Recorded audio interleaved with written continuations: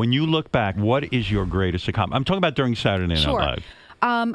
In terms of writing, yeah. I think in terms of being on it, I'd have to say, because Seth Meyers wrote this sketch, and then Amy and I just pitched jokes in addition to it, but I'd have to say some of those Sarah Palin things were probably the biggest thing that I was ever a part of. It was crazy, right? It was crazy. Who first noticed that you kind of resembled Sarah Palin? Who told Lorne? Because you had to come back to Saturday Night Live to do I that. was at 30 Rock, and no one even noticed that I had left.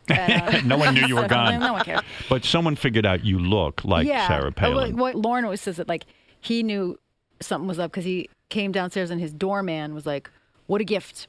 Oh, wow. Sarah Palin, Tina Fey, what a gift. And so he the was doorman told Lorne. The doorman told him, he was like, "Oh, well, she doesn't work at the show anymore." He's like, "We got to." And then he walked out of the building, walked down the street, and ran into Robert De Niro. Yes. Who said, "What a gift." Oh, you're How much do they kidding. look alike? Lorne heard Robert De Niro say that. To him. And Boy, like, Lorne hangs with everybody. Yeah. Yeah. And so, like, within 5 minutes of each other, he's like, "I think we have to contact Tina. think about this. Yeah, we have to consider this." When he calls you look like Sarah Palin, do you say to yourself, "Oh, fuck, do I even want to go back to Saturday Night Live?" It's funny because it was this unspoken thing where I was walking around 30 Rock being like, "I don't know, should I even do it?" And it was like, by the way, like, no one had actually asked me to do it. It was like just really assumed. arrogant. Like, no one asked me to do it. You mean Lorne hadn't even said to we you? maybe talked about the joke of people saying, because I was still talking to him all the time because of 30 Rock, people saying you look like her, but no one was saying, like, and it's like they always, I was like, SNL is like they're like the king of, well, let me put it in a little bit. Like, they never say like, come down here and do this. It's always like,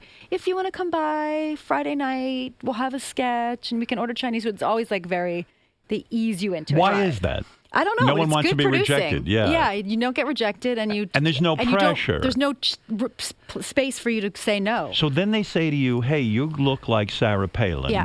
Now, do you start working on an impression of her? I'm trying to remember. I think once we sort of said, like, come by and we'll see it, and I was sort of like, I don't work there anymore. I don't do impressions.